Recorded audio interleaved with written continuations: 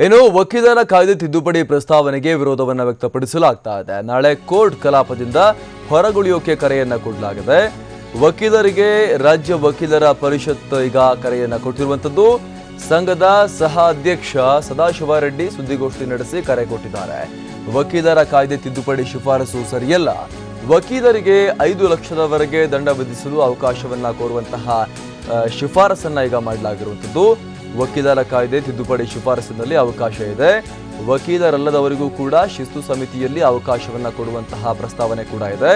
ವಕೀಲರ ಪರಿಷತ್ಗೆ ನಾಮನಿರ್ದೇಶನಕ್ಕೂ ಕೂಡ ಅವಕಾಶ ಇದೆ. ಹೈಕೋರ್ಟ್ಗೆ ಹೆಚ್ಚಿನ ಅಧಿಕಾರವನ್ನ ಈ ವಿಚಾರದಲ್ಲಿ ಕೊಡಲಾಗಿದೆ.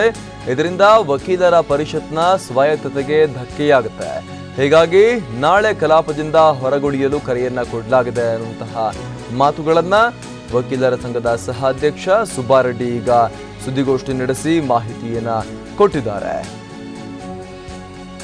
ವಕೀಲರ ಕಾಯ್ದೆ ತಿದ್ದುಪಡಿ ಪ್ರಸ್ತಾವನೆಗೆ ವಿರೋಧವನ್ನ ವ್ಯಕ್ತಪಡಿಸಿ ನಾಳೆ ಕೋರ್ಟ್ ಕಲಾಪದಿಂದ ಹೊರಗುಳಿಯಲು ಕರೆಯನ್ನ ಕೊಡಲಾಗಿದೆ. ವಕೀಲರಿಗೆ ರಾಜ್ಯ ವಕೀಲರ ಪರಿಷತ್ ಈ ಕರೆಯನ್ನ ಕೊಟ್ಟಿರುವಂತದ್ದು. ಸಂಘದ ಸಹ ಅಧ್ಯಕ್ಷ ಸದಾಶಿವ ರೆಡ್ಡಿ ಸುದ್ದಿಗೋಷ್ಠಿ ನಡೆಸಿ ಈ ಬಗ್ಗೆ ಮಾಹಿತಿಯನ್ನ ಕೊಟ್ಟಿದ್ದಾರೆ.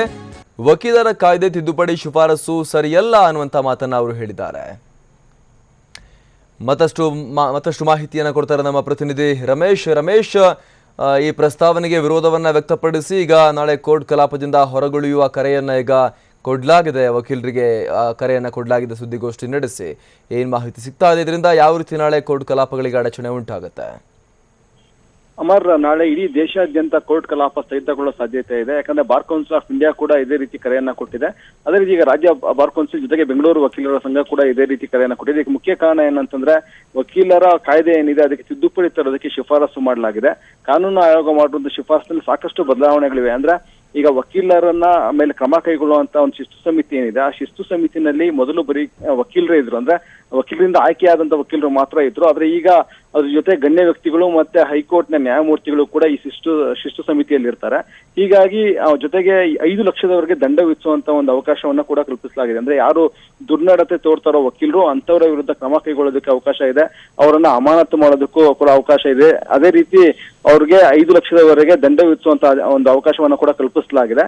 ಹೀಗಾಗಿ ಇದೆಲ್ಲವನ್ನು ಕೂಡ ಅಂದ್ರೆ ಬಾರ್ ಕೌನ್ಸಿಲ್ನ ಸ್ವಾಯತ್ತತೆ ಏನಿದೆ ಅದನ್ನು ಕಸಿದುಕೊಳ್ಳುವಂತ ಯತ್ನ ನಡೀತಾ ಇದೆ ಅನ್ನುವಂತ ಒಂದು ಆರೋಪ ವಕೀಲರ ಪರಿಷತ್ತದಾಗಿದೆ. ಹೀಗಾಗಿ ನಾಳೆ ರಾಜ್ಯಾದ್ಯಂತ ವಕೀಲರು ಕಲಾಪವನ್ನು ಬಹಿಷ್ಕಾರ ಮಾಡ್ಬೇಕಂದ್ರೆ ಕಲಾಪದಿಂದ ಹೊರಗುಳಿಬೇಕು ಅಂತ ಹೇಳಿ ಕರೆ ಕೊಟ್ಟಿದ್ದಾರೆ. ಹೀಗಾಗಿ ನಾಳೆ ರಾಜ್ಯಾದ್ಯಂತ ಕೋರ್ಟ್ ಕಲಾಪಗಳು ಸ್ಥಗಿತಗೊಳ್ಳುವಂತ ಸಾಧ್ಯತೆಗಳು ಹೆಚ್ಚಾಗಿವೆ. ಧನ್ಯವಾದ ರಮೇಶ್.